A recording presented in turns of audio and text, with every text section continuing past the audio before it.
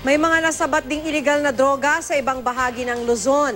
Sa San Fernando City, La Union, sinunog ng PIDEA at pulisya ang mahigit 13 milyong pisong halaga ng mga nasabat na iligal na droga. Makibalita tayo kay Michael Sison.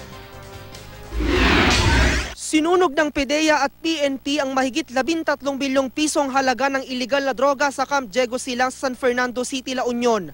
Iprinoseso muna ang mga ito para makumpirmang iligal na droga bago sunugin. Ayon sa PIDEA, ginamit ang mga ito na ebidensya sa mga kaso ng iligal na droga sa mga branch ng Regional Trial Court sa Lalawigan. Sa Limay, Bataan, inaresto sa bypass operation ng isang tulak umano ng droga.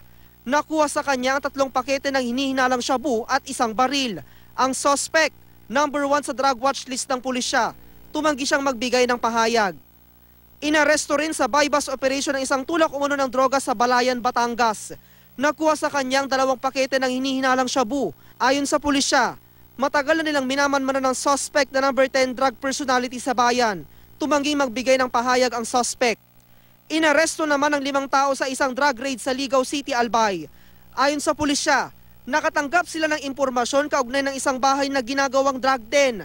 Sa bisa ng search warrant, pinasok nila ang bahay at nadatnan ng mga suspect na katatapos lang daw mag-pot session. Inamin ng isang suspect na gumagamit sila ng iligal na droga pero itinangging nagbebenta sila nito.